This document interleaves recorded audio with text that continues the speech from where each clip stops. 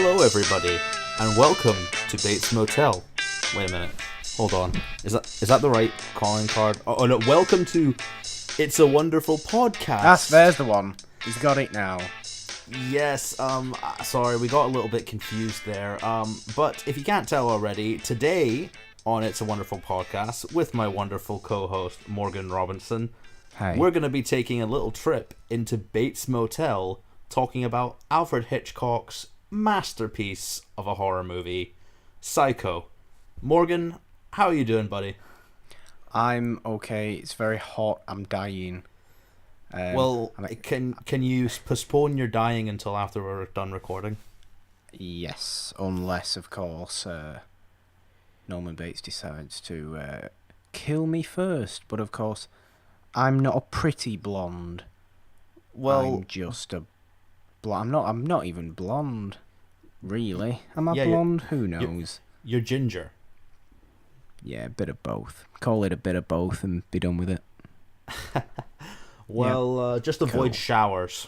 Actually, don't do that because it's summer. You can't avoid showers. It's too hot to avoid showers. You have to have 4 showers a day, and they all must be ice cold for us to contend with the current heat in Britain. I don't like it. Global warming is real. Well, just saying. Come talk to me about hot summers when you've lived in Dubai for 14 years. I mean, it's a fair point. It's a fair point you make. I can't. You've shut me up with that. You've shut me up with that argument. There's no way of coming back. There's no way of coming back from that. You know what? Just go make yourself a nice Long Island iced tea and you'll be fine. Don't even know what one of them is. It's an alcoholic iced tea. Sounds awful. It is awful. Only old people drink it. Old people drink it. Have you offended people now who like Long Island iced teas who might be 25? Well, I suspect only Raoul drinks it, so if he's offended, I'm sorry.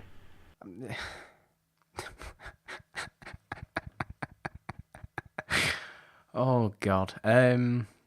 Yeah, I honestly don't even know what a Long Island iced tea is though. So I've heard the name. Don't want to drink it. Iced tea, just no. Tea has to be hot, and drink your alcohol as alcohol. Don't mix it with stuff because it ruins it. Just saying. That's a nice start. Now that we've got the tea points out of the way, very important points about tea, though, I must say. Especially since we're British. Exactly. Let's not discount the quality of a nice conversation about different teas. Is that might become a recurring thing now? I don't plan on making it a recurring thing, but perhaps it will. Who the hell knows what will happen next on this nonsense show? Well, I know what's going to happen next. So do I. I want to know what was your your first introduction to Psycho? Oh, years ago. Absolutely years ago. I believe it was the first Hitchcock I ever watched.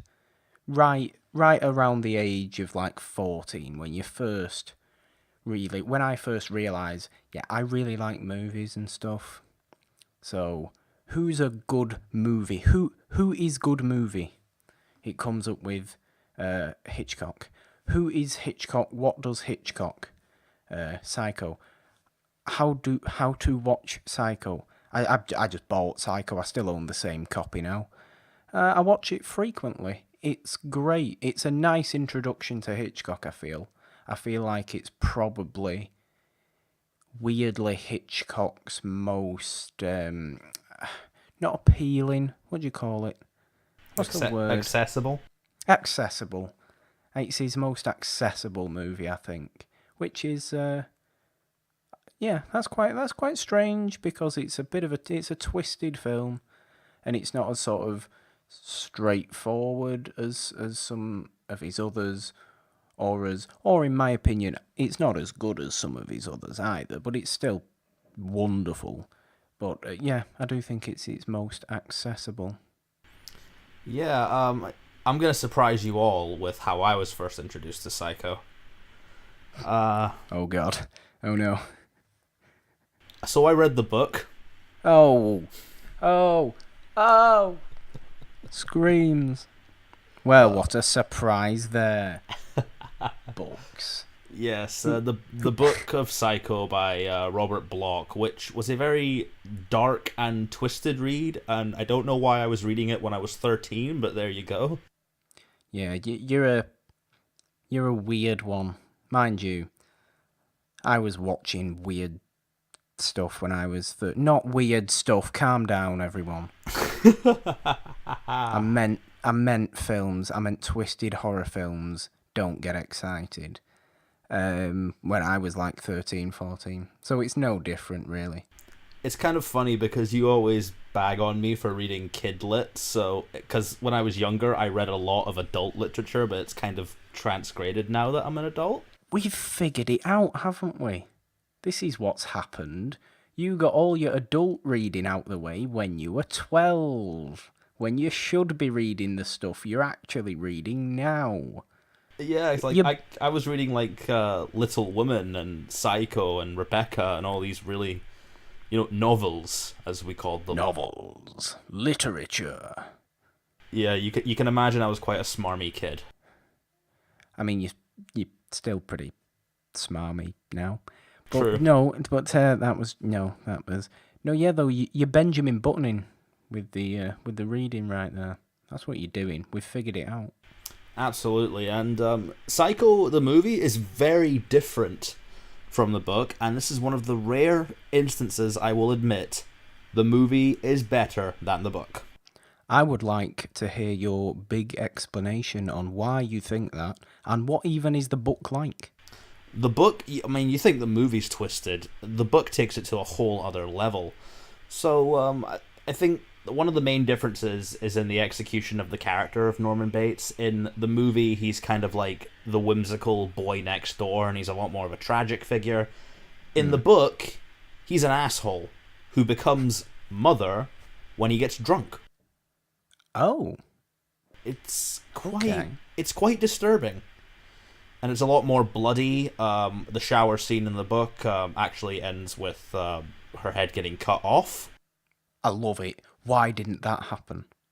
I assume because Hitchcock literally couldn't film that. He wanted it to be more subtle.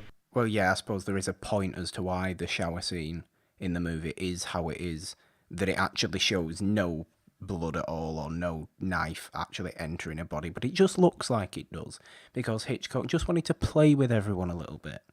And it has some delicious chocolate syrup in that scene, as I'm led to aware. Yes, famous chocolate syrup going down the plug hole. Which is where I think all chocolate syrup should go down, because chocolate syrup is disgusting. I don't think I've eaten chocolate syrup in maybe 10 years. It is gross. It's too rich. It's too sweet. Just give me the strawberry syrup or the butterscotch syrup. That's nicer. What about no syrup? Well, that's just unfair, isn't it? What about eating pancakes raw? Are you a monster? Like, do you want to dry your mouth out? No, to be fair, I don't even eat pancakes. I don't particularly like them. What, are you a waffle guy? No, I don't like that sort of... It's the batter thing. The batter that pancakes and waffles are made out of. So when you're in LA, you won't be able to eat chicken and waffles? No, I'll just eat like chicken. Don't need the waffle ones. But just chicken. I was introduced to the film of Psycho when I was 15, and I was starting film studies class because I was going to become one of those guys. Look, I did film studies. We've all done film studies here. Anyone has done film studies. What an absurd thing I've just said. Film studies is cool. It is. It's cool to do. It is cool, but sadly, my film studies class was cancelled. Oh no. And we only got to watch Psycho. That's bad. Why did they cancel it? They cancelled it because they didn't have I believe they didn't have a teacher who was qualified to teach it. They didn't really care about it. Maybe that's part of why I'm a creator. Like, I hated that my school was all about sports and nothing to the arts. Well, yeah, that's fair. That's a shame, though. Yeah. That's a shame. But I do believe if I had gone on to continue film studies with my already smarmy attitude, I might have become one of, like, those Ralph the Movie Maker type guys. You've You have become what you sought to eradicate. For some reason, the quote from Obi-Wan Kenobi is escaping me right now. You have become the very thing you sought to destroy. Oh, it's clearly been ages since I've watched the prequels. How do I remember a prequel quote and you don't? That's exactly what I'm thinking. It's clearly been a long while since I've watched the prequels. If you're pulling prequels quotes out and I can't, something's going wrong. Speaking of prequels, Psycho also has a pretty good prequel, but that's the only time I'm going to mention it. Are we not talking about Bates Motel? Well, all I'll say is Bates Motel is surprisingly good for what it is, and Freddie Highmore kills it as Norman Bates, but Anthony Perkins is still Norman Bates to me, and well, of course he is.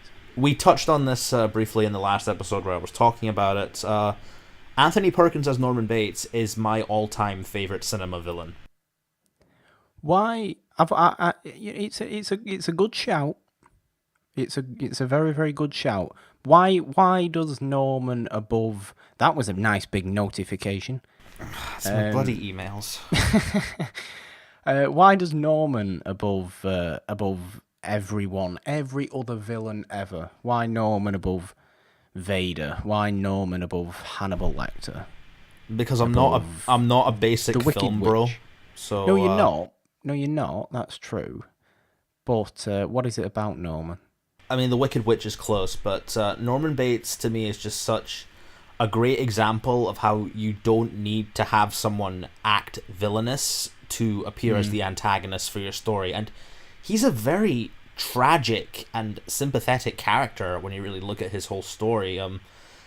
I know from the prequel of Psycho that he was sheltered by his mother a lot, and she never let him go and do any like normal stuff, so he never kind of developed like mentally. So the movie shapes it as like he's a kid in an adult's body who like constantly loves his mother like a child would. He doesn't love her in the way a healthy adult would. He sort of like is dependent on her so much, and I mean he's obsessed by her.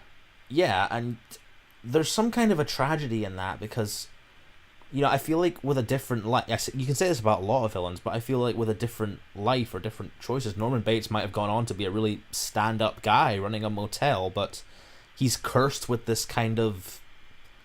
I mean, I know there's a lot of people who don't like the way a lot of movies portray dissociative identity disorder, but I think this one really nails the tragic element of it, and it doesn't kind of like glorify it or anything. Oh god, yeah, no, it's... As you know, as far as I'm aware, it's pretty accurate. You know, neither. It's a case of neither personality. Sort of, it's a fight between them, and obviously, when Norman is acting as mother, he has no idea what Norman even is at that point. He's just absolutely got no Norman thoughts at all, and it's really strange to even think about, but obviously it's a legit thing. But I think that, to be honest, Psycho, like you said, it doesn't glorify it, and it's not his condition necessarily that is the horrifying aspect of the film. This is just, as far as I see it, this is just, his character. Yes, he does horrifying things because of this condition, but they never blame it on the condition itself.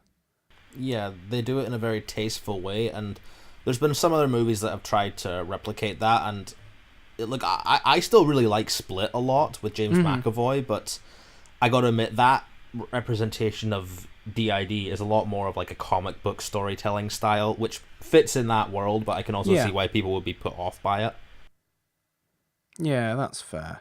I mean, obviously in Split, how many does he have? 23. 23 is just mental.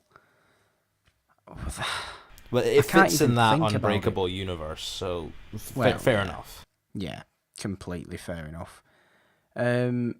I mean, no, Psycho is filled with such memorable scenes, conversations, shots, everything. It is, and I don't use the word often, it is one of the most iconic films You have become Hal Rudnick. of all time. Fantastic.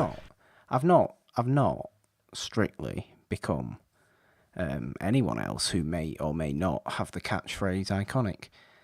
Um, but no, I think it is, and I think the reason it is so recognised by so many people, regardless of whether they've even seen it or not. Maybe they've just heard the name and can immediately picture Janet Leigh screaming in the shower, or the house on the hill. The house on the hill, a story by someone. I don't know I don't know what I've just thought about. But you get what I mean. I think it says something about just the way it's made, the way Hitchcock has gone about creating his film version of it, that it has stuck with so many people, and that it has all these such memorable elements to it, even for those that have never seen it. You're right to call it a masterpiece, like you did before, and that's another word I don't like to use often. But it really is. You can't really argue with it. No, and you see, I'm glad you brought up the conversations, because that's another reason I really like Psycho.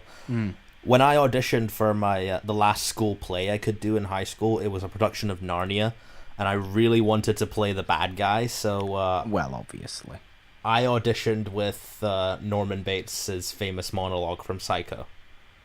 okay. And I didn't get the part of the bad guy because they didn't have the wolf bad guy from Narnia that I know in the play anyway. So they just had the White Witch. Just the White Witch. The White Witch. Which, fair enough, I can't rock that look. You could have done. Who knows? A lot of makeup. I guess, but who knows? Maybe. That's kind of when I really fell in love with Psycho, because I remember analysing that whole conversation, like, do you want me to put her in an institution? Because he starts off as like a very whimsical, kind guy who's maybe a little bit off, but as soon as Janet Leigh's character, Marion Crane, suggests that, oh, you could help her by putting her in an institution, you just see Norman change from this like really nice dude to sort of defensive and kind of confrontational, and it's creepy. Yeah, I must admit, it's probably my favourite scene of the whole film as well, because it really is the first time that you think, wait a minute, this might get a bit weird.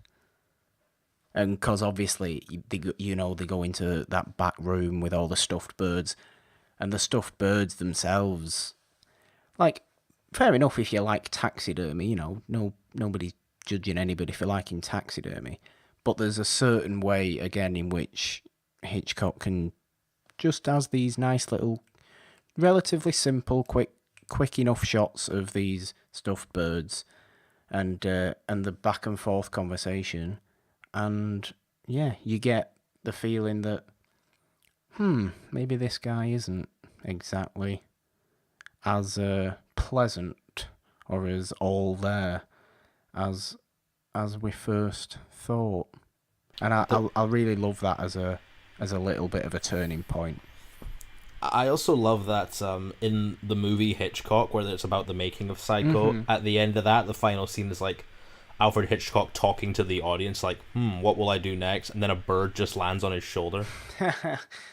Oh, for God. Hitchcock, weird guy, Hitchcock. Because I couldn't catch his cameo in Psycho. I keep missing it. Oh, God. What's his cameo? Oh, no, I'll tell you what his cameo is. He crosses the street when Marion has stolen the money at the start, and she's driving away. She sees her boss, if you remember, who's like, oh, God, no, please don't see me. And Hitchcock walks past at the same time. We should talk about that actually, because that's kind of what sets the whole movie off. Go ahead. Marion Crane basically hates her life. Yes, she does. So But she has a good thing going with Sam Loomis, not Donald Pleasance from Halloween. Loomis would later go on to inspire most horror characters like Sam Loomis from Halloween and Billy Loomis from Scream. And everybody who's called Loomis, because... Ironically, Billy Loomis from Scream actually references Psycho. It's all very interconnected, the horror world, you know. Full of Loomises and... Myerses Sams and Lees. Sam Loomises, I don't know. But yeah, Marion Crane basically hates her life, so when she's given a task to take, I believe it was $40,000 to go cash it for her boss, she decides, no, I'm going to take this and I'm going to run away. And my brother brought this up because it was the first time he watched Psycho. Imagine if this movie was made nowadays, like, she wouldn't be able to get away. Oh, no chance. Not at all. And it's kind of... They call Hitchcock the master of suspense for a reason, but the way they portray Marion Crane's anxiety in this first half is just genius filmmaking. Yeah. Right. Like, she second guesses everything that happens to her. Right the way down to the flushing the math sums down the toilet. Right the way through to that. Which was the first time they ever showed a toilet flushing on film, which is actually kind of controversial at the time. I was hoping you were going to bring that up. That's what I was trying to lead into. Toilet flushing, scandalous material. Yeah, but, you know, we're okay with you murdering people and all these zombie movies that George Romero's making, but, you know, a toilet flushing, that's just too far. I want to know if it would have been worse if they hadn't have flushed the toilet. Because then... that's just nasty at that point. Like, yeah, it's ultimately flushing a toilet is cleaning something. Not flushing a toilet is just leaving filth to just stagnate. It's worse. It's arguably worse. And it kind of represents like a cleansing of the sins moment. Oh, there you go. Analysis has been brought in now. That's what Hitchcock was intending with it. It's a little weird in execution, but you know, I can see the idea there. Like I said before, Hitchcock, for being a fairly horrible man, was also a weirdly eccentric and kind of entertaining man. I think most of the best creators are. I think the more likable ones don't tend to be as horrible as Hitchcock was. Yeah, or as Kubrick was. Kubrick was. That's another video. It is. But, I mean, we've talked about that then, and then she gets to Bates Motel, you meet Norman Bates there, and he's so charming. Like, it's not like charming as in like a Cary Grant kind of style, but kind of the adorkable boy next door type charm. It's kind of like Tom Holland as Peter Parker to me. I really like the fact that you have just described Norman Bates as adorkable. That's always what I call those kind of charming things. That's like my type for guys. 2010s word. But that's my type of guy. That's you. Oh, is it now? Yeah. You're into Norman Bates, are you? Not Norman Bates, but adorkable guys. That's my type. Well, as far as I'm concerned, you've just described him as adorkable, and you've just said you're into it. I'm calling it. Just saying. Everybody... Yeah, there you go, Raoul. You can ship that. Oh yeah, that's a good idea. And you can still have the Norgan ship there. No. Oh, yes, he can. No, he can't, because that's me. No, okay, Norlin then. Change it slightly, Raoul. That doesn't work at all. That just sounds weird. That sounds like a character from Narnia. Basically, internet, stop shipping us. It's getting weird. The whole internet. Everyone. Yeah. Everyone we've ever met. Not everyone. Just you know, just one person. Just one person. But no, what part of Psycho were we talking about? I think we basically got onto the shower scene, but right before that, it's kind of convincing the way they do it with having her hear Mother's voice, because it doesn't sound like that could come out of Anthony Perkins at all. I love Mother's voice so much. It's so nasty and chilling. I love it. It's a great voice. Yeah, and then, of course, you get to the iconic shower scene, which I'm pretty sure Psycho did to showers what Jaws did for the ocean. Certainly. And what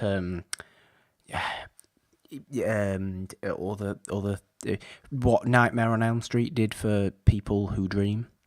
What Scream did for cheap Halloween costumes. Scream did for cheap Halloween. What Halloween did for babysitters. What Child's Play did for dolls. What Friday the 13th did for woodland campsites next to a lake. Friday the 13th didn't do anything good for anybody. Well, that's your opinion. What what Evil Dead did for books filled with demonic Latin. What I could keep going, but I really don't want to. What The Shining did for book adaptations. He's happy with that. I just want to make everyone aware. He's really happy with that one. And the fact that he hates The Shining so much. So much. No, I love The Shining. That movie Stanley Kubrick made. I don't know what it is, but it's not The Shining. We're not having this conversation again. We're not even talking about The Shining. We're talking about Psycho. And we were talking about the shower scene, which, to be honest, you've heard so much about the shower scene. I don't think we need to say anything other than it must have taken so goddamn long to do that. And it's not a long montage, but it's so impressively done. And obviously you can go and check out however many 17-hour-long analyses of the shower scene or essays, or there's probably a whole book related to that one scene. Go and read that if you really want to get into how the editors cut the film reel so specifically and everything, and how everything was so specific. What I'm going to say, and you might have a bit more to say, but what I'm going to say is that simply it must have taken ages, and I really appreciate the work that went into that scene, because it is genius. I love that we brought up the fact that it did what like Jaws did for the ocean, because I've noticed now there's a theme in that. Those are a lot of places where humans are at their most vulnerable. Like, in the ocean, you're in someone else's kingdom. Like, in the woodlands, you're in someone else's domain. With Child's Play, with the doll, it's kind of a vulnerability thing. And when you're in the shower... With what, sorry? Like childlike with a doll. Yeah, and when you're in the shower, it's... I mean, you don't really think about it, but you are essentially very vulnerable. If you move even the wrong way, you could slip and break your neck. Showers are dangerous. Showers are dangerous, and yeah, like that's a great point. It's obviously what all of these really well-known horror films play on. Nightmare on Elm Street, you're asleep, for God's sake. Very vulnerable. You're asleep. You can't do anything when you're asleep. You might as well be dead. And you are dead if you come into contact with a man in a sweater and a sharp glove in such a film.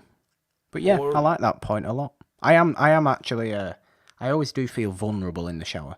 Always afraid somebody's going to walk in. So lock the door. No, I like the risk.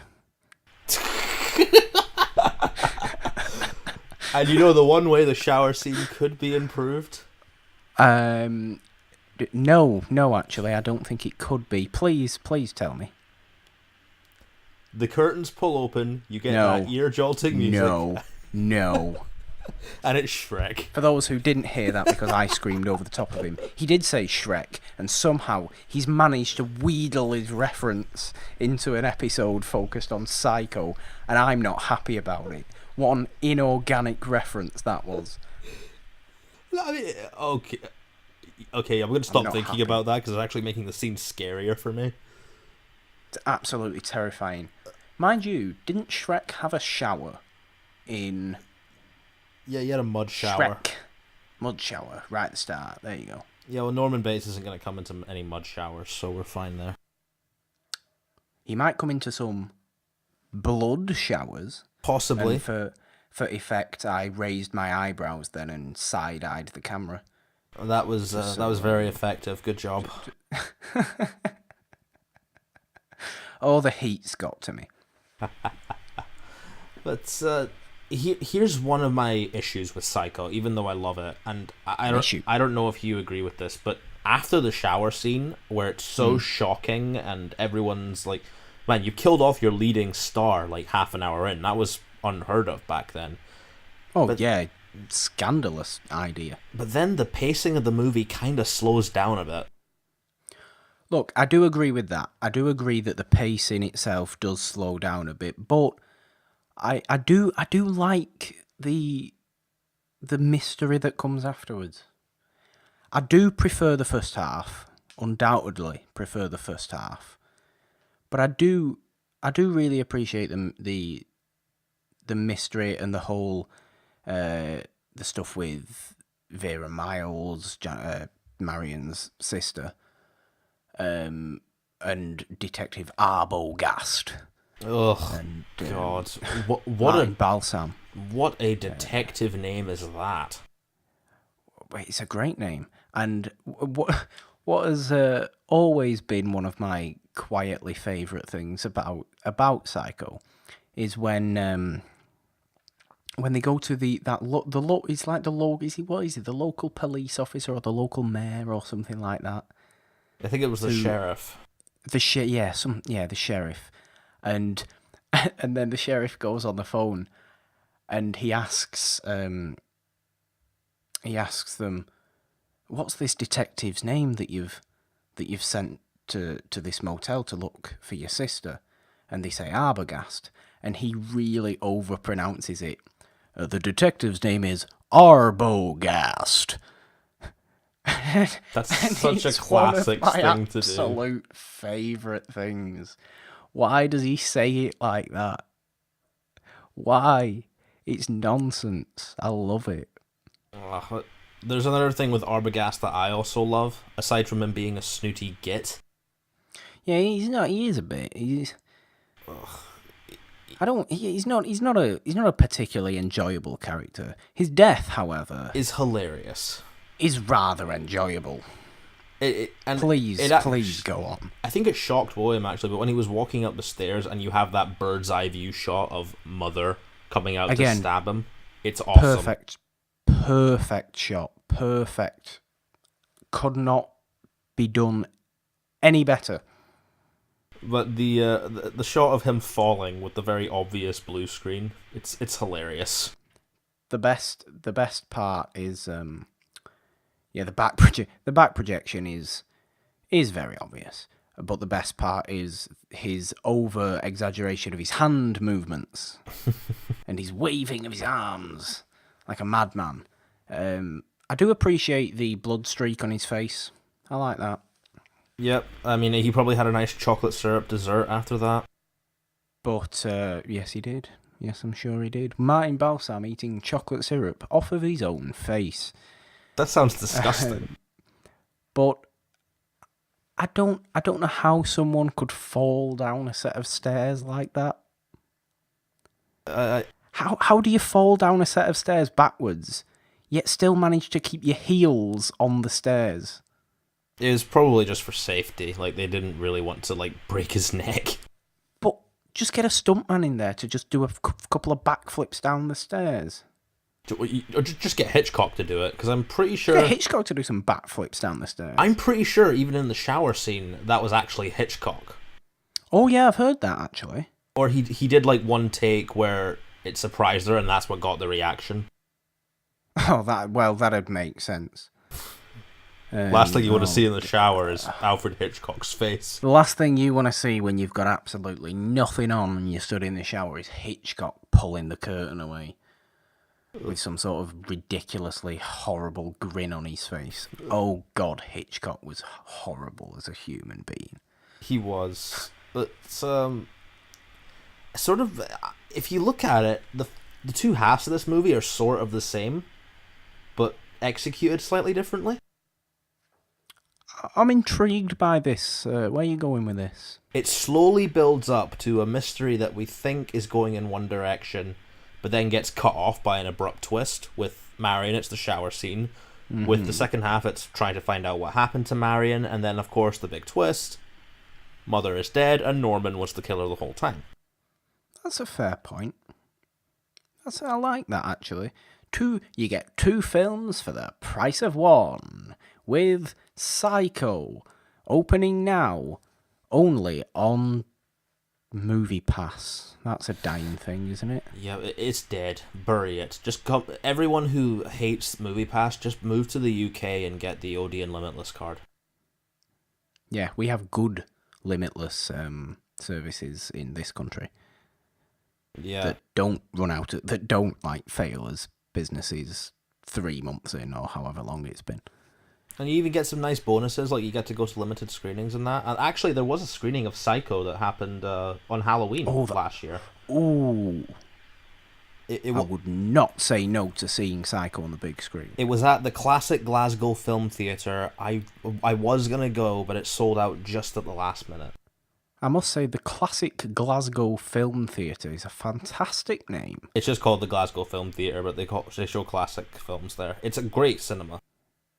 I always appreciate a cinema that isn't just your standard multiplex. Oh, this place is fantastic. Love it. Absolutely love it. If you do come up, we're definitely going there to take in a show. Why did I say that? Why? Look at your face now. Nobody else can see his face. Sorry, good listener. You can't see his face. He's really disappointed that he said, let's take in a show. He's basically, I think what he's trying to suggest is that I think he's just asked me out.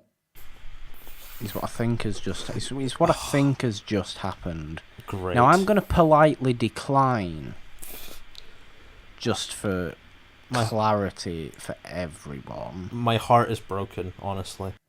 His heart's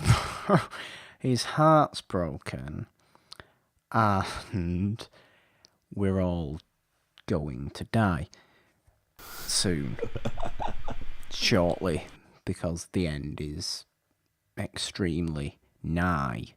No, it's not. Might be, though.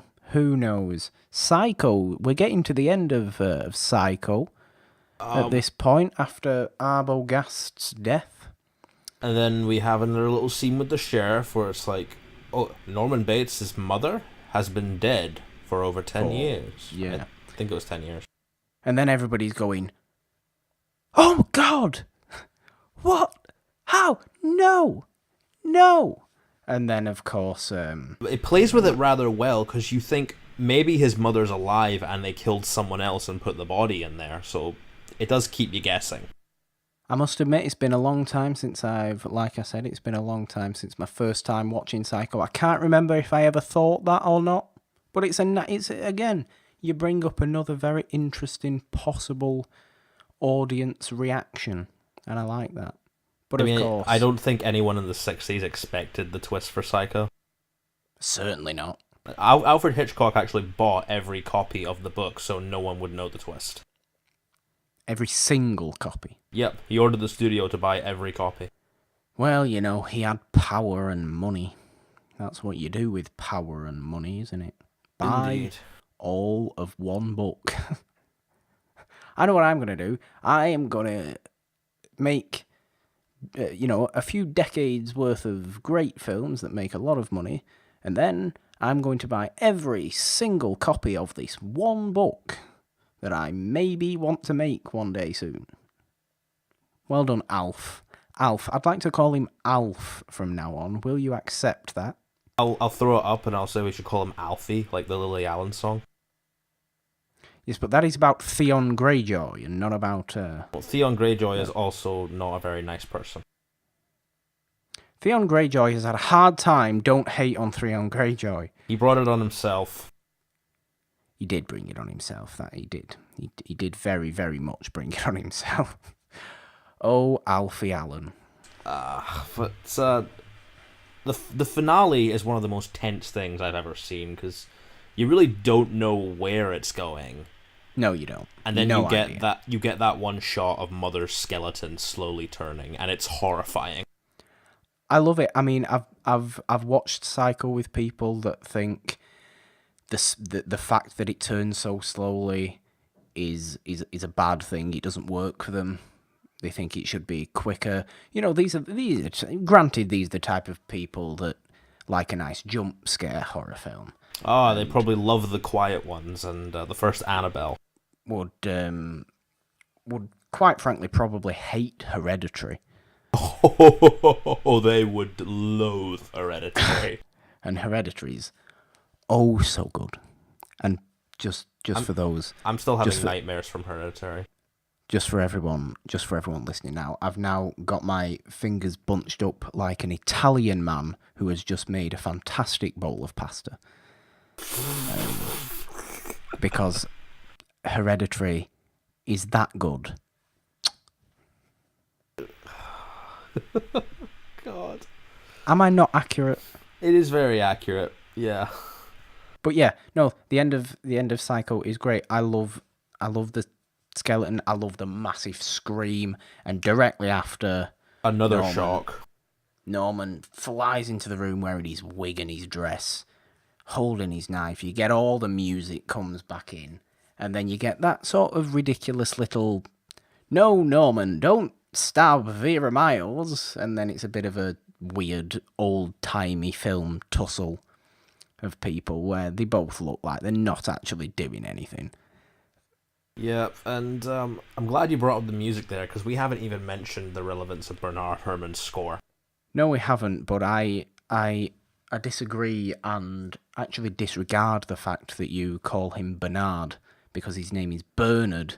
Whatever. Because that's how it's pronounced.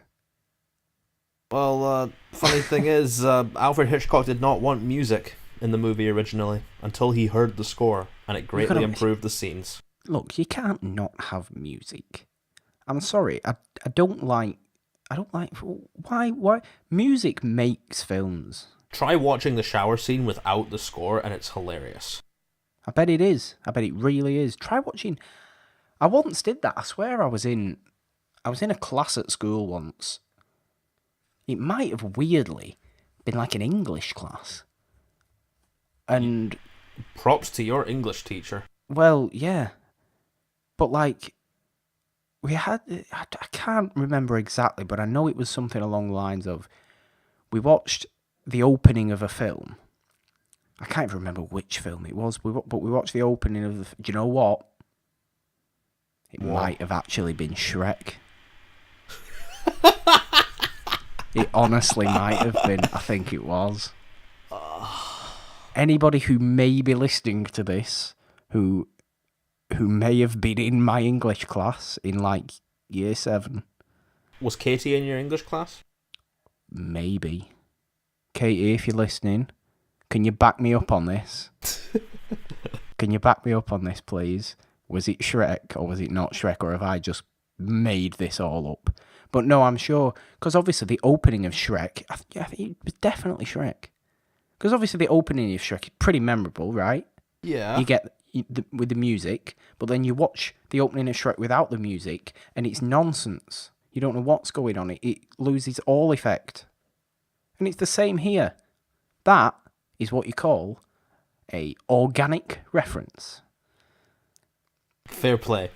Fair play. I win. I win. You Yes. win for the Shrek reference of this episode. Fantastic. Love it. But no, it frankly, this Psycho would not work without this music. Every one of these key moments. Bernard Herrmann, of course, did a load of Hitchcock stuff. I mean, I particularly enjoy his score from Vertigo, which is great. Which is great. I often have that stuck in my head.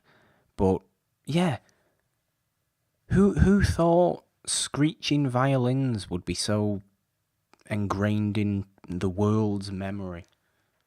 however many years later.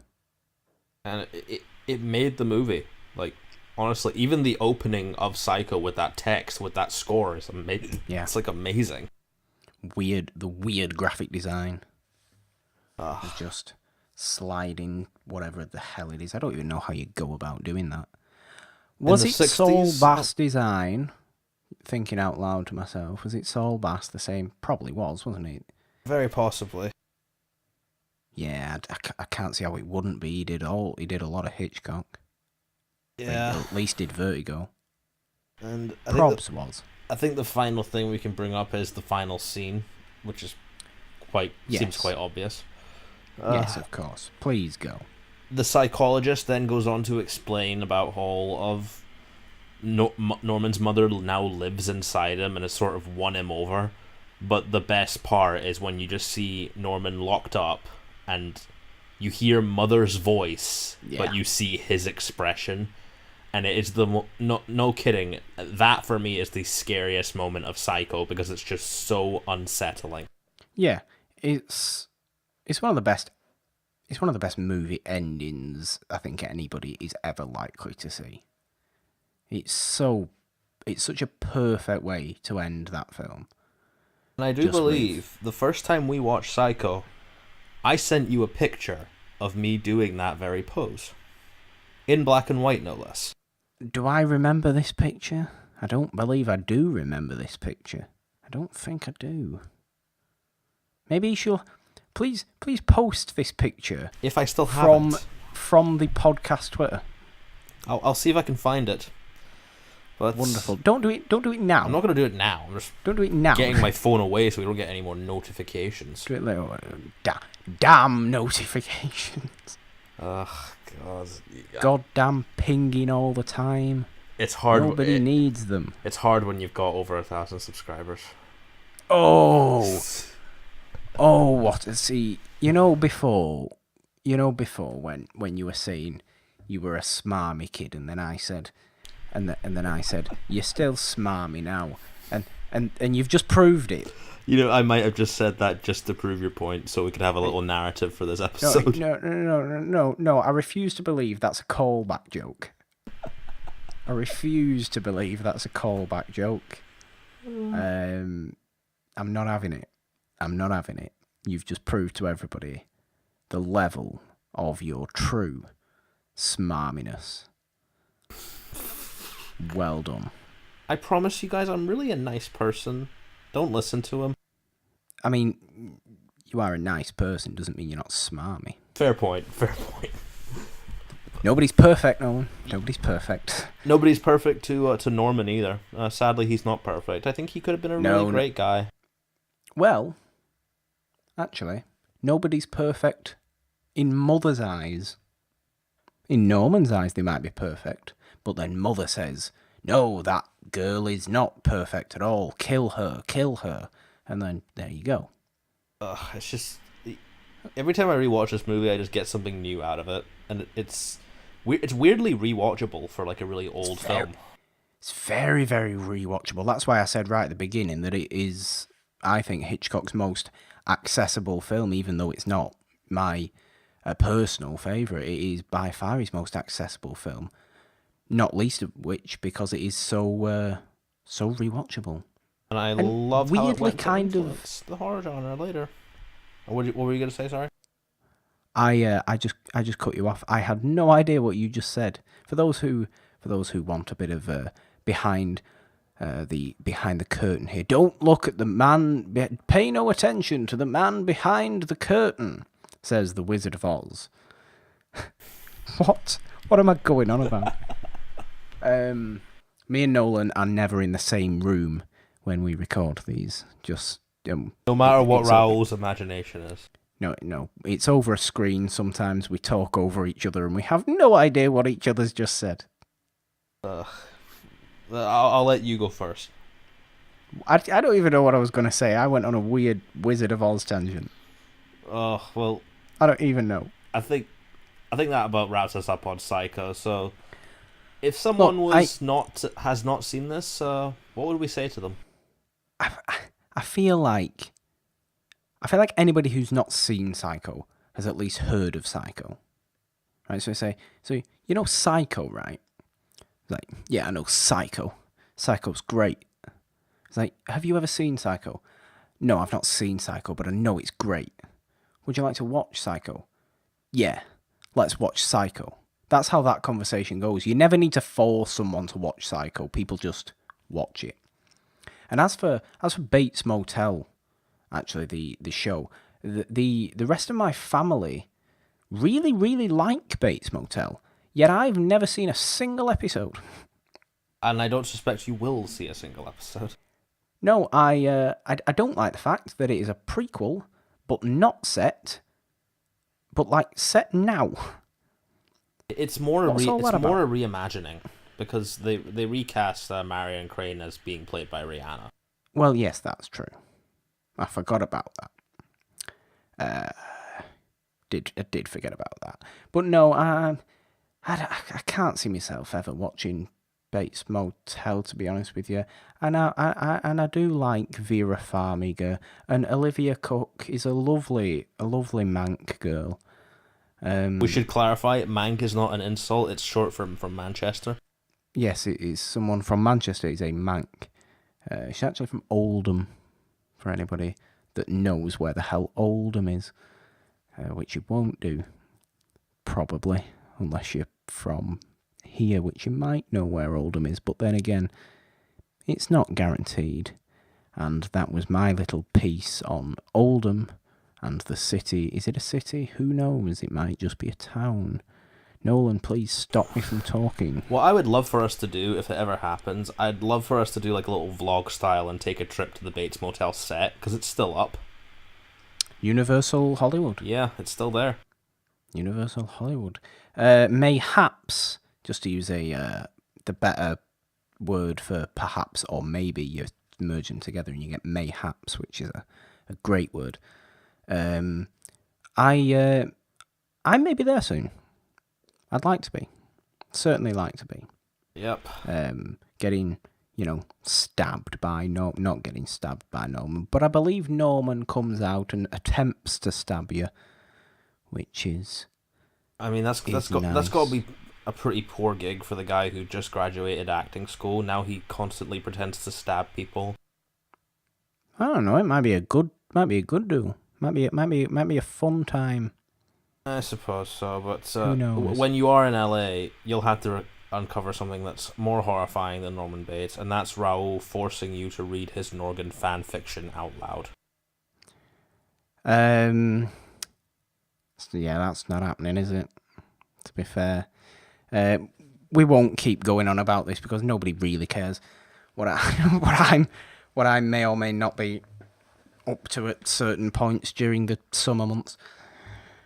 But yeah, I think that's it for our nice little discussion on Psycho. There, really, there's not a great deal to say about Psycho that hasn't been said 300,000 million times before. It's a great movie, but it's a wonderful movie, and like I said, that ending is just.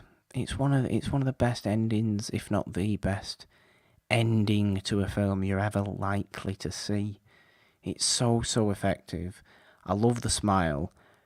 I once saw Anthony Perkins in a non-black and white film, and it weirded me out. Is Anthony Perkins still alive? I don't know. I will check once we have finished recording, and I'm sure anybody that's listening to this now has checked already. He's dead. If they are remotely interested. Oh dear, he's dead. He died, thankfully, before the remake of Psycho came out. Oh, well, that's good then. Otherwise, that certainly would have killed him. Actually, he oh, this is interesting. He died of AIDS. Oh, did he? Oh. I did not know that. I don't know why I said, oh, like a... Oh, no. Oh, and there... Gossip columnist. There was some Psycho sequels, but I refused to watch them. No. There's no point. I was just watch Psycho. Be happy about it. Enjoy the film. It's great. So, have you been up to anything on the interwebs lately? you know what? I've not been up to a great deal other than this, to be honest. Of course, the World Cup, which we talked about last episode, has continued to take over my life. And congrats on beating Panama. Look, I never professed to be the biggest England fan. You're English. Yes, I am English, but I'm an Italy fan. Fair enough. I'm a lifelong Italy fan, because I grew up when Italian football was at its peak, and I grew up loving football when Italian football was at its peak. That's why I love Italian football so much. But no, I never professed to be the biggest England fan. But yes, England did beat Panama, that great nation, great footballing nation of Panama. Someone said to me, it's like the equivalent 6-1. It's like the equivalent of beating Stevie Wonder at darts. Oh, that's there's no need to offend Stevie. Stevie Wonder is a living legend. I will not hear a bad word said about him. He might be great at darts. My brother showed me that meme and it was kind of hilarious. You don't know if Stevie Wonder's good at darts or not. If he is great at darts, then good on you, Stevie. Good on you, mate. He can play the piano. Why the hell wouldn't he be able to throw 3 darts? Let's just say I wouldn't want to be in the same room as him if he's playing darts. He can play the piano. He's pretty good with his hands. For a blind man, okay? Yeah. Don't hate on Stevie Wonder. I love Stevie Wonder, man. Good. That's all I wanted. I just wanted to make sure nobody was hating on Stevie Wonder. Good. Love Stevie Wonder. I have been up to a few things. Well, please go on about them. And once you have done that, we are going to let people know what films we've chosen for Animation Month, which is going to be fantastic. Of the month of July. Go ahead though. What have you been doing? Well, it's kind of hard being a video essayist because there's not really a big video essay like click like we have with Odd Shape Panel. But I've recently I am going to be recording a little discussion with another great video essayist. His name's Houston Daly of Houston Productions 1. Really great guy, extremely talented, a lot younger than me, and he's got like 30 times the amount of subscribers I have. But subscribers aren't everything. They're not everything. What matters in life is love. They're not everything, but he's a loving guy, and I think me and him see eye to eye on a lot of stuff, so we're going to have a little discussion about creativity, which I think is needed now. We're going to get into some serious stuff talking about it, but you'll see when it's up. That'll be on my channel. I'm sure that'll be a good discussion, because I must admit, if there's one thing you like talking about more than anything else, it's being creative. And I mean that legitimately. You're very engaging when you're talking about such things. There's just a little compliment for all the hate that I've given you. I appreciate that, buddy. Hour. So let's talk about what we're doing for Animation Month. Let's go ahead. We have picked 2 films each, as there are 4 weeks in a month. Shocking stat. I know. Maybe 30 days half September, April, June. Maybe no one was aware that there are in fact usually 4 weeks. More often than not, there are 4 weeks in a month, 4 whole weeks in a month. More often than not, like sometimes there aren't 4. No, in fact, there's never 4 weeks is the usual roundabout length for a month. So that's 4 episodes of It's a Wonderful One. Just in case you were confused by 4 weeks for 4 episodes, which of course does mean 2 each. Just in case you maybe were confused by reception level mathematics. We have both picked one Walt Disney Productions film. Nolan's Walt Disney Productions film that he's chosen is actually a film I have a lot of problems with. But it's Peter Pan.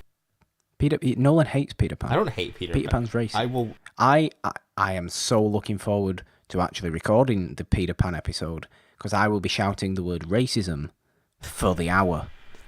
I don't blame you. I have chosen for my Walt Disney Productions film Snow White and the Seven Dwarfs, because why not go back to the very start of animated feature-length films? Which I will be screaming, no, close my eyes, that scene is horrifying, stop doing that with your hands. That's what I get when I watch Snow White.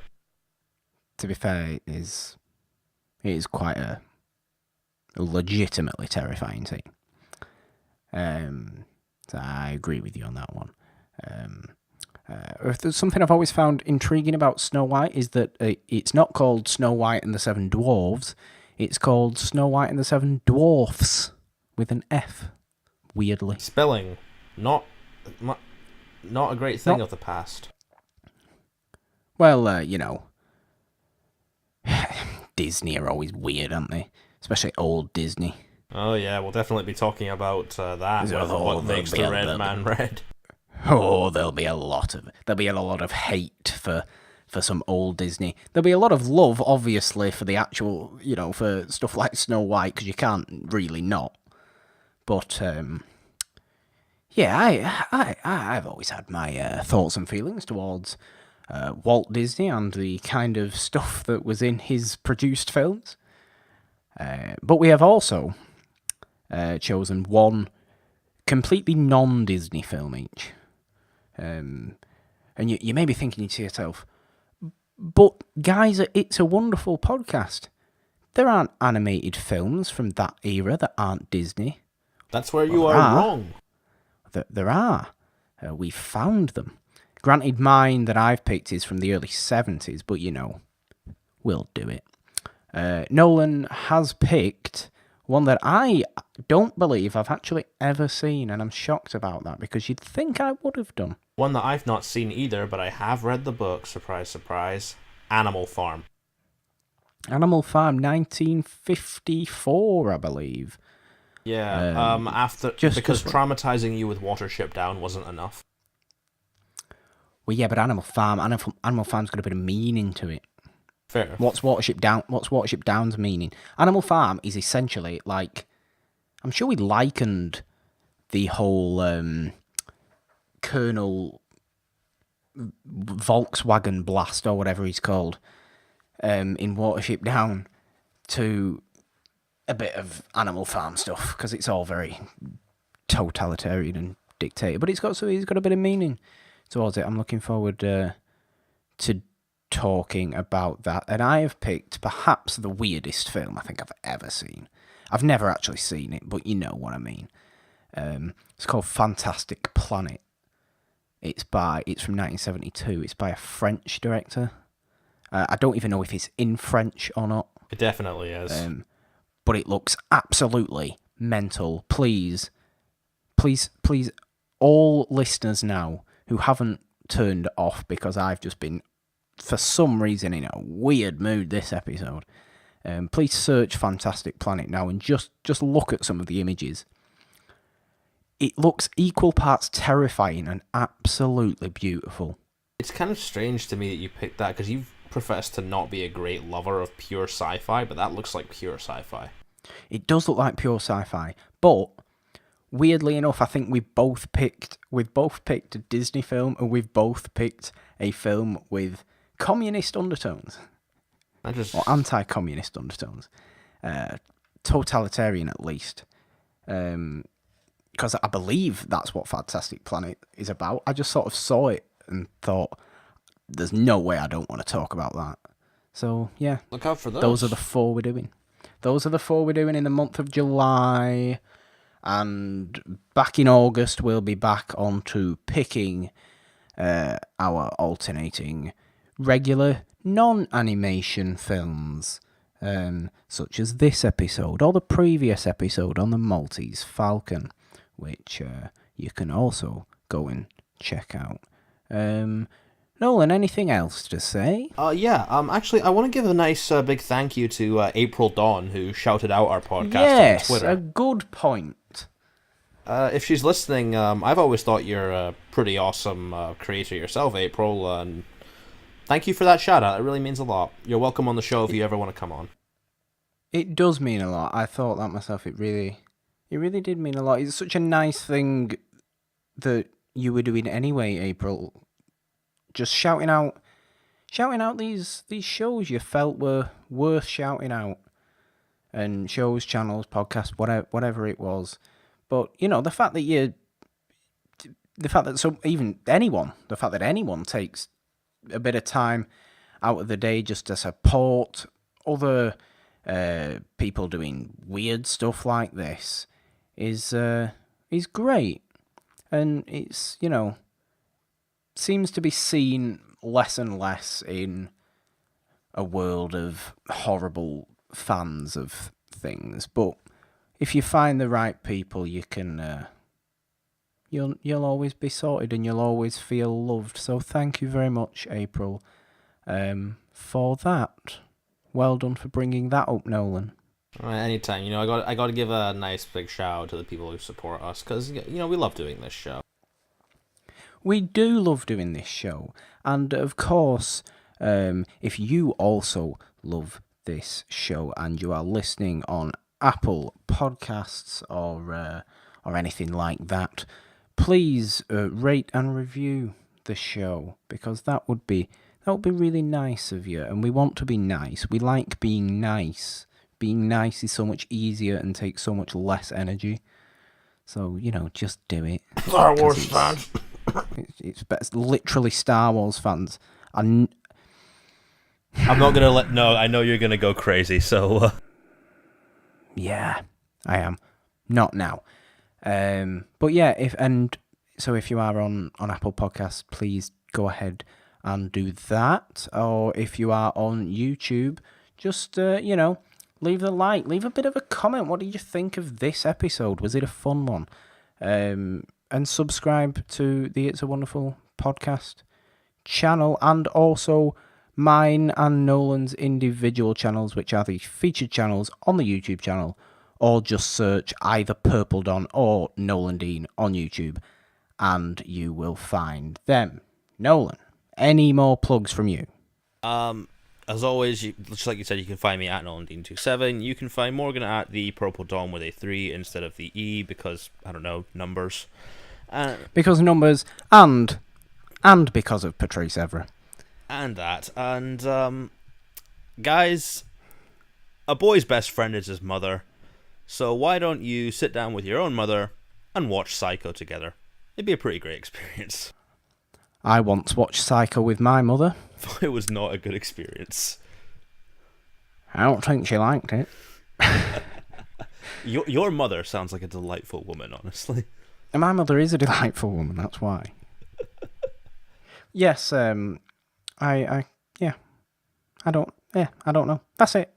That is the end of this episode of It's a Wonderful One. Look out for Animation Month coming soon, and follow the podcast on Twitter at It's a Wonderful One to keep up with all our animation stuff in the month of July. Until then, like Nolan said, a boy's best friend is his mother, unless it's his stuffed bird or his shower curtain. Bye, guys. Goodbye.